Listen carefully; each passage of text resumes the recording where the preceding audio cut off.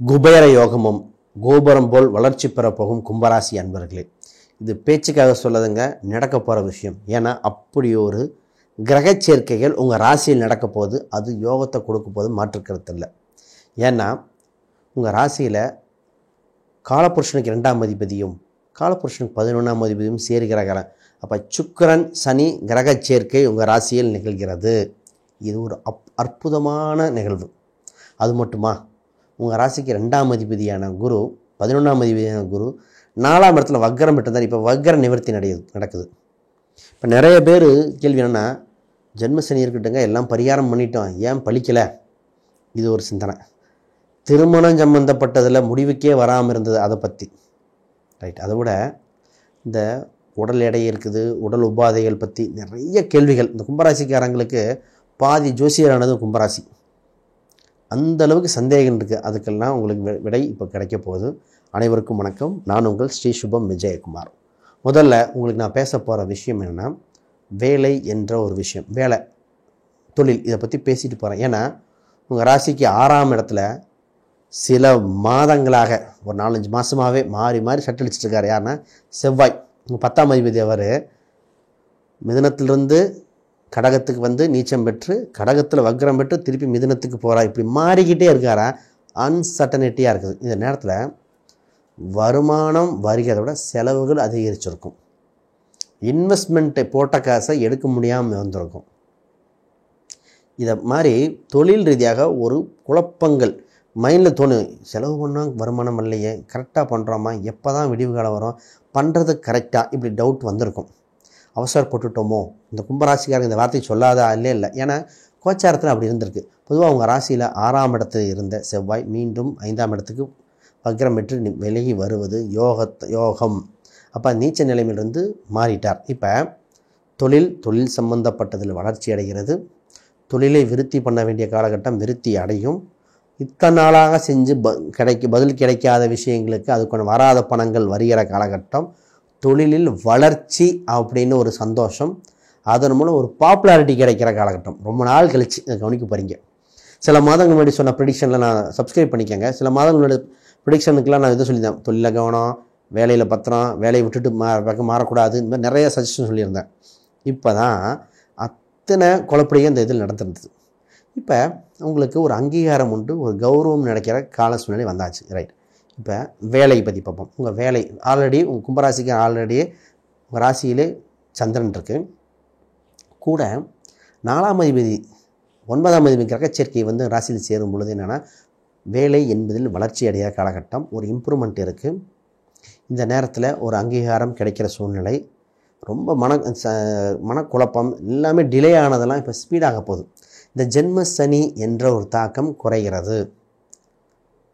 இப்போ உங்களுக்கு புரியுற மாதிரி சொன்னால், வீட்டில் அம்மா அப்பா எவ்வளோ தான் திட்டினா கூட சொந்தக்காரங்க வந்து அடிக்க மாட்டாங்கம்பாங்க. அந்த மாதிரி சனி பகவான் கூட நட்பு கிரகம் சுக்கிரன் வரும் பொழுது தாக்கம் வெகுவாக குறைகிறது. இந்த சில மாதங்கள் இது இருக்க போதுங்க. அப்போ ஸ்பீடப் பண்ணிக்கணும், வளர்ச்சியை கொடுக்கும். பொருளாதார ரீதியாக, வேலை ரீதியாக புது அங்கீகாரங்கள், புது கௌரவங்கள் கிடைக்கும். அவமானப்படுத்தவங்க முன்னாடி தலை நிமிர்ந்து நிற்கிற யோகம், அதான் கோபுர யோகம் சொன்னேன். தன யோகம், வரவுக்கு மிஞ்சிய செலவுகள் நிறுத்தப்பட்டு வரவுகள் அதிகரித்து செலவுகள் குறையும். அப்போ உங்களுக்கு வருமானம் மட்டும்தான் இருக்குது, இதாக இருக்குது. உங்கள் 2ஆம் இடத்துல இருந்த ராகு பகவான் இப்போ யோகமாக வேலை செய்ய போகிறார். ஏன்னா ராகுக்கு 11இல் சூரிய பகவான் கோச்சாரத்தில் பயணிக்கும் பொழுது, அப்போ ராகு 11இல் இருக்கும்போது அந்த ராகுக்கு எந்த 6 கெட்டாம் மறையலை, ராகுக்கு எந்த தீய கிரகமும் இல்லை. இப்போ ராகு, ஏன்னா ராகு பொதுவாகவே ராகு சந்திரன் சூரியன் இருந்து தான் பிறக்கிறது. அந்த பூமியின் வட்டப்பாதையும் அந்த அம்சத்தில் ராகுக்கு இது. இப்போ சூரியன் மறையாத போது இந்த யோகமாக தன விருத்தி உண்டு. இப்போ குடும்பத்தில் ஏற்பட்ட நிறைய பேர் தனி கொடுத்தன போகுது, வெளிநாட்டுக்கு போனது, இவங்க கணவன் மனைவி இவங்களாம் ஒன்று சேர சூழ்நிலை உண்டு. பிரச்சனை இருந்த கணவன் மனைவிகள் ஒன்று சேர உண்டு. பிரிந்த குடும்பங்கள் ஒன்று சேரும். வரவேண்டிய பணங்கள் வருகிறது. தாய் தந்தையுடன் இருந்த மனக்கசப்புகள் குறைகிறது. எவ்வளோ விஷயம் நடக்குது பாருங்கள். குறிப்பாக அதோட திருமணம், இந்த விஷயத்துக்கு போவோம். 7ஆம் அதிபதி பார்த்திங்கன்னா உங்களுக்கு 12இல் பயணிச்சிட்ருக்காரு.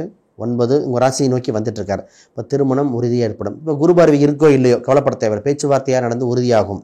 கோச்சார ரீதியாக குருபார்வை வரும்பொழுது திருமணத்தை நிகழ்த்தக்கூடிய காலகட்டம் உண்டு. இப்போ காலபுருஷனுக்கு 7ஆம் அதிபதியான சுக்கிர பகவான், அந்த மங்களகாரகனும் திரிகோணத்தில் இருக்கார். சுபகிரகமான சுக்கிரனும் ராசியில் பயணிக்கிறனால திருமணத்துக்குண்டான வேலை வாய்ப்புகள் கொஞ்சம் அதிகப்படுத்த கொண்டு உறுதியாக நடக்கும். இந்த நேரத்தில் வயது ஈக்குவலாக இருக்கும், இல்லை கம்யூனிட்டி உட்பிரிவு மாறக்கூடிய அம்சம் ஒரு சிலருக்கு நடக்குது. அது ஒரு சிலருக்கு அதுவும் சக்ஸஸ் ஆகக்கூடியது. காதல் சம்பந்தப்பட்ட நிகழ்வுகள் நடக்கும். உறவில் திருமணம், மனதுக்கு பிடித்த திருமணம் ஏற்படுகிறது. ரைட். இப்போ ஒரு பெண்கள் ஜாதகத்தில் இந்த கிரகச்சேர்க்கை என்ன பண்ணுதுன்னா, வேலையில் இம்ப்ரூவ்மெண்ட், வருமானம் அதிகரிக்கிற சம்பந்தம் உண்டு, உடல் உபாதைகள் குறைகிறது, இன்டீரியர் சம்மந்தப்பட்ட சிந்தனைகள், வீட்டில் டெக்கரேஷன், இந்த வார்ட்ராப், இந்த மாதிரி வார்ட்ராப்பாக இருக்கலாம், இன்டீரியர் சம்மந்தப்பட்டது, ஃபர்னிச்சர் சம்மந்தப்பட்டது, டிவி ஆக மொத்தம் வீட்டில் ஒரு பொருட்கள் வெளியிருந்து ஒரு பொருள் வரப்போகுது. இதெல்லாம் பெண்கள் சார்ந்து நடக்கப் போகுது. ஆக மொத்தம் வீட்டில் ஒரு சுப நிகழ்ச்சி சுபமாக நடக்க போகுது. ஃபஸ்ட்டு இப்போ முக்கியமான ஒரு பாயிண்ட் என்னென்னா, மாணவர்கள் உங்கள் ராசிக்கு 4ஆம் இடத்துல குரு பார்வை இருக்கும்போது, 4 குரு பயணிக்கும் போது படிப்பு சம்மந்தப்பட்டு இம்ப்ரூவ்மெண்ட் ஆகுது. அதனால் தடுத்த அந்த குரு பகவான் இப்போ விலகி அதை இம்ப்ரூவ்மெண்ட் பண்ண போகிறார். இதன் மூலம் வளர்ச்சி அடைய போகுது. குரு அங்கேருந்து 8ஆம் பார்வையை கேதுவை பார்க்கறனால பிரச்சனைகளும் விலகுது. நிறைய இந்த கும்பராசிக்காரங்க நிறைய பேத்துக்கு சொன்னது என்னென்னா, சார் கொஞ்சம் வம்பு வழக்கு இருந்தால் காம்ப்ரமைஸாக போங்கன்னு சொல்லிட்டு இருந்தேன். இப்போ அந்த காம்ப்ரமைஸுக்கு உண்டான காலகட்டம் வந்தாச்சு. ஈஸியாக சால்வ் ஆகும். எவ்வளோ பெரிய கஷ்டங்கள் இருந்தாலும் விலகக்கூடிய அம்சம் இருக்குது. அதை விலகினது மட்டும் இல்லாமல் உங்களுக்கு பணம் விரயம் இல்லாமல் முடிச்சு கொடுக்கக்கூடிய சூழ்நிலை, அதை பார்க்கணும். ரைட். இப்போ 3-5 தொடர்பு வந்துட்டாலே என்ன ஆகும்னா, குலதெய்வ கோயிலுக்கு சென்று வருகிற சூழ்நிலை வரும். குழந்தைகள் ஒரு இடம் விட்டு இன்னொரு இடம் மாறி படிக்கக்கூடியது, தொழில் வேறு இடம் சென்று வரக்கூடியது. நேரத்தில் தான் டூர் போகிற சூழ்நிலை, மலை பிரதேசங்கள் செல்கிற சூழ்நிலை, இந்த டீப் ஃபாரஸ்ட்டு போகணுங்க, அந்த மாதிரி சிந்தனைகள், ஃபாரஸ்ட்டுக்கு போகிறது, இந்த மாதிரி சிந்தனைகள் வரும். இப்போ கோயில் குளமே சூஸ் பண்ணால் பார்த்திங்கன்னா ஹில் ஸ்டேஷனு, இந்த காடு அதை ஒட்டி இருக்கிறது, இல்லைன்னா ஒரு எக்ஸாம்பிள் கேரளாவுக்கு போயிட்டு வருவாங்கம்போ, இந்த கேரளா சிந்தனைலாம் வரும். இந்த மாதிரி அம்சங்கள் இப்போ தான் வந்திருக்கு. இல்லைன்னா மங்களூர் அந்த பகுதி, ஏன்னா அந்த கால சூழ்நிலை எப்படி இருக்குது. அப்போ ஒரு அடர்ந்த வனம் ஒட்டி இருக்கிற பகுதிகள் போகக்கூடிய அம்சம் இருக்குது. பரிகாரம் அங்கே தான் வரப்போகுது, அதையும் சொல்கிறேன். ரைட். அப்போ இந்த மாதிரி தேசத்துக்கு சென்று வருகிற சிந்தனை உண்டு பாருங்கள். இப்போ புனித நீர் ஆடுதல், ஆறு ஏரி குளம், இந்த கோயில் குளத்துக்கு சென்று புனித நீரம் ஆடுகிற அம்சம் இருக்குது. அதன் மூலம் யோகம் இருக்குது. உங்களுக்கு 11ஆம் அதிபதி நாளில் வரும்பொழுது வாங்கிய இடங்கள் விலை அதிகரிக்க வாய்ப்புண்டு.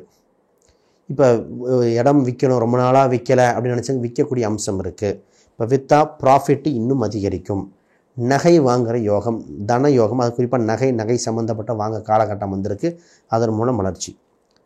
ஹெல்த்து பாயிண்ட் ஆஃப் வியூவில் கொஞ்சம் பேச வேண்டியது இருக்குங்க.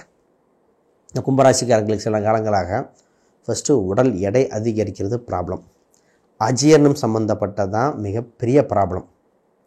அதை விட கொலஸ்ட்ரால் வந்துடுமோ, சுகர் வந்துடுமோ, இப்படி ஒரு பிரச்சனை இது ஒரு ஓடிட்டுருக்கு. இந்த கால் பிரச்சனை, மாறி கால் வலிக்குது, வீட்டில் இந்த ஏதோ ஒரு மருத்துவ செலவாக வந்துட்டுருக்கு, இப்படி வந்துட்டுருக்குது. இதற்கு பரிகாரம் இருக்குது, உறுதியாக கொடுக்குறேன். இப்போ அது கோச்சார ரீதியாக தற்கொலையும் குறைய போகிறது. இந்த குறைஞ்சால் மாறும்னா உறுதியாக மாறும். குறைகிற காலகட்டம் வந்தாச்சு. ரைட். கோச்சாரத்தில் இதனால் என்ன பலாபலன்னா, இது என்ன பரிகாரம் செய்யணும், உங்களுக்கு சர்ப்பம் சம்பந்தப்பட்ட கோயில்கள், பாம்பு சம்பந்தப்பட்ட கோயிலுக்கு அடிக்கடி போங்க ஃபஸ்ட். ரெண்டாவது உங்களுக்கு முக்கியமான விஷயம்னா ஆஞ்சநேயர் வழிபாடு. ஆஞ்சநேயர் கோயிலுக்கு சென்று வழிபாடு பண்ண, அதாவது ஆஞ்சநேயர் இந்த சஞ்சீவி மலை தூக்கிட்டு அந்த மருத்துவத்தை கொண்டு வந்த மாதிரி உங்களுக்கு தேவையான மருத்துவ முறைகள் உங்களுக்கு கிடைக்கும் ஆஞ்சநேயர் வழிபாடு பண்ண. இந்த குறிப்பிட்ட காலத்தில் உடல் உபாதைகள், எடை சம்பந்தப்பட்ட அனைத்துக்கும் அவர் தான் நிவர்த்தி. அப்போ மருத்துவம் உட்கொண்டு கரெக்டாக செட் ஆகும். நேரத்தில் சித்தா, ஆயுர்வேதம் இதெல்லாம் இருக்கும். நிறைய நாளாக பார்த்திங்கன்னா அந்த த்ரோட் இன்ஃபெக்ஷனு, இருமல் சம்மந்தப்பட்டது, ஆஸ்துமா இருக்குமோ, அலர்ஜியாக இருக்குமோ, இதெல்லாம் அந்த சிந்தனை அத்தனைக்கும் விடுகாலம் வர மாதிரி இருக்குங்க. அப்போ இது தவிர ஜாதக ரீதியாக பார்த்து பெரிய பிரச்சனை இருந்தால் அதெல்லாம் ஜாதக ரீதியாக பார்த்து, தசாபுத்தி அம்சம் பார்த்து, ஏதாவது கலரு, நிறம், ஜெம்ஸ்டோன் தேவைப்படுதான்னு பார்த்து தான் சால்வ் பண்ணணும். அதை அப்படி பார்த்துக்கலாம். ஆக மொத்தம் உங்களுக்கு கோச்சார ரீதியாக வளர்ச்சி உண்டு. ரைட். ஒரு சில ராசி எண்கள், நிறங்கள் இருக்குது, அதை சொல்கிறேன். இது பயன்படுத்தி பாருங்கள், யூஸ்ஃபுல்லாக இருக்கும். குறிப்பாக உங்களுக்கு 6ஆம் நம்பர், 8ஆம் நம்பரையும் பயன்படுத்தலாம். 6, 8 இதை பயன்படுத்தி பாருங்கள், மிகுந்த யோகம். இதை விட குறிப்பாக நீங்கள் பயன்படுத்தி 4ஆம் நம்பர், பொருளாதார விருத்திக்கு 4ஆம் நம்பர் யூஸ்ஃபுல்லாக இருக்குது. இதை பயன்படுத்தி தகவல் கொடுங்க. இதை தவிர வேறு ஏதாவது கேள்விகள், சந்தேகங்கள் வீடியோக்களை கமெண்ட் பண்ணுங்கள்.